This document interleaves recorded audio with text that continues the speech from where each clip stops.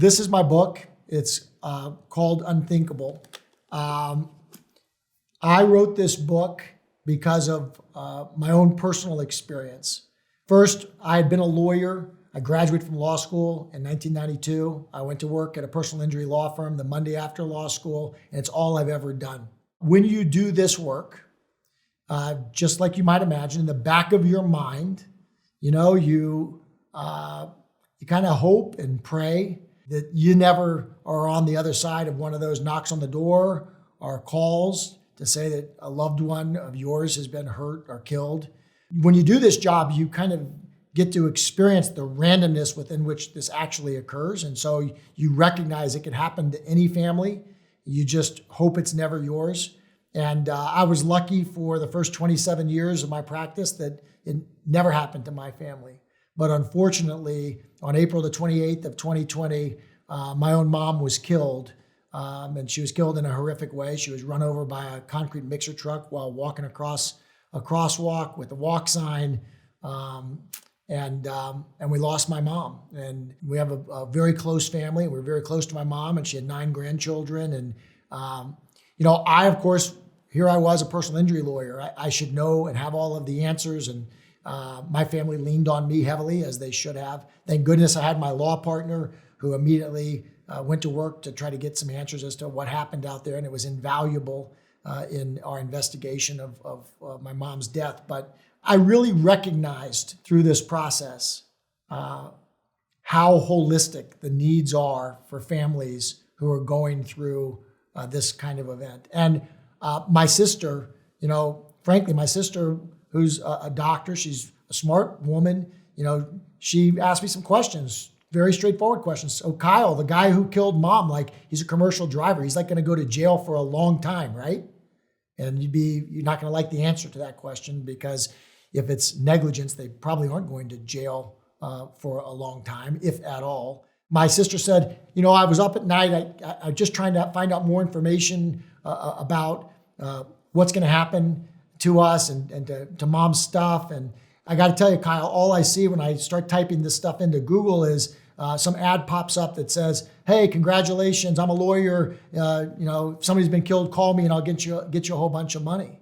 And that caused me to kind of do my own Google searches and look, and you know what? She was right. And I went on Amazon and I tried to find resources that might help my family understand. And when you're going through this, I can tell you that you literally are trying to make it through the next minute of the day, the next hour, and hopefully you get to the point where you're just trying to make it to the next day of the day. And you're searching for answers. And if you're like me and you want to fix things, like I'm a fixer, give me a problem and I'll figure out how to fix it, and everything's going to be okay. Well, what do you do when something happens to your family like it can't be fixed? It cannot be fixed. My mom is gone forever because of somebody else's conduct.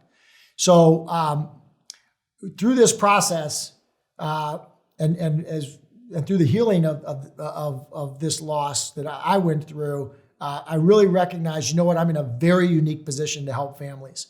Not only have I done this for my entire career, but I now have gone through this and experienced the worst possible thing that could happen to a family, is having somebody that you love killed in a traumatic and terrible way. And so I set out to, and as a legacy to my mother, who we all called Big Sissy, by the way. She was the oldest sister in her family, and her little sisters called her Big Sissy. And when it came time to, what are you going to call grandma? It's Big Sissy. So we all knew, everybody, I called her mom, but we called her Big Sissy. When Big Sissy was killed, in honor and as a legacy to her, I set out to write this kind of guide for families that are confronting, catastrophic injury or death. And it really starts with, kind of goes in chronological order with, what the police are going to be doing, what the outcome of that is likely to be, what they're going to be considering, how long that process is likely to take, how can you protect your own family and secure the evidence, when and in what circumstances you might want to get an autopsy, what's going to happen to the body, how do you get keepsakes work, all the way through on death cases, all the way through to your rights as a victim, what role you play in the criminal justice system, what happens if somebody dies without a will, what if they have a will, what if they have property, who gets the pets. I mean, everything that my family experienced, and I just took all of the years of knowledge of questions that people have come to me with over the last 3 decades, and I condensed it into kind of a manual, a kind of a walk with you, so to speak, survival manual for people confronting wrongful death, and the same thing for catastrophic injuries.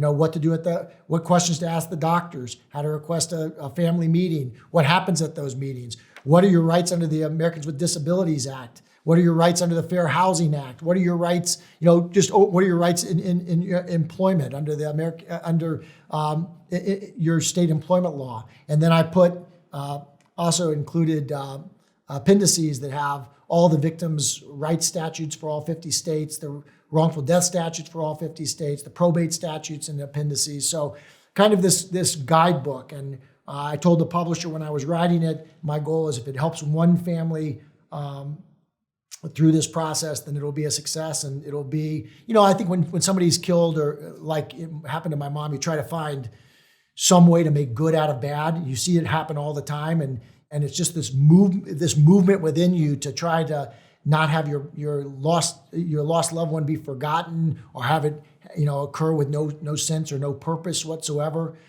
to those who are left behind. And so that's what caused this to be created. I had no idea that it was going to be the Amazon bestseller that it has been.